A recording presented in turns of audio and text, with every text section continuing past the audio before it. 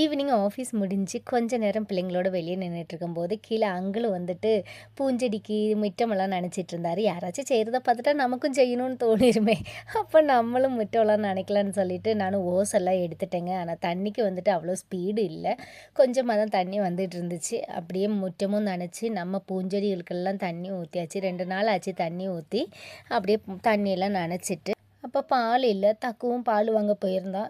நான் தண்ணி நனைச்சிட்டு இருக்கும்போதே அவன் பால் வாங்கிட்டு வந்துட்டான். வந்த உடனே அவனுக்கு சாயை போட்டு கொடுக்கணும்னு சொன்னான். அப்போ கொஞ்சம் நேரம் வெயிட் பண்ணுடா, நான் இதை நினச்சிட்டு வரேன், சாயை போட்டு கொடுக்குறேன்னெல்லாம் அவனை சமாதானப்படுத்தியாச்சுங்க.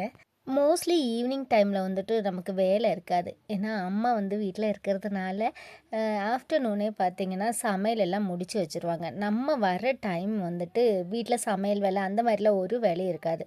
நம்ம வந்துட்டு சாயை வச்சு குடிக்கிறது, பிள்ளைங்களுக்கு பாடம் சொல்லிக் கொடுக்குறது, இந்த மாதிரி நம்மளோட சின்ன சின்ன வேலைகள், துணி துவைக்கிறது வேண்டியது இருந்துச்சுன்னா அந்த மாதிரி பார்க்குறது தான் வரும். இன்றைக்கி 2-3 நாளாகவே காய்ச்சல் ஜலதோஷம்லாம் இருக்கிறதுனால ஈவினிங்காக வந்துட்டு துணி துவைக்கிறது நிறுத்தியாச்சு. ஏன்னா தண்ணிக்கெல்லாம் பார்த்திங்கன்னா ரொம்ப ஜில்லுன்னு இருக்கும். துணி துவைச்சிட்டு வரும்போது ரொம்ப இருமல் ஆயிரும்னு சொல்லிட்டு துணி துவைக்கிறத நிறுத்தியாச்சு. அப்புறம் சாயெல்லாம் குடிச்சிட்டு பிள்ளைங்களுக்கு எக்ஸாம் போயிட்டுருக்கிறதுனால அவங்க ரொம்ப நேரம் விளையாட விடுறதில்ல. கொஞ்ச நேரம் விளையாட விட்டுட்டு படிக்கிறதுக்கு ஆரம்பிச்சிட வேண்டியது தாங்க.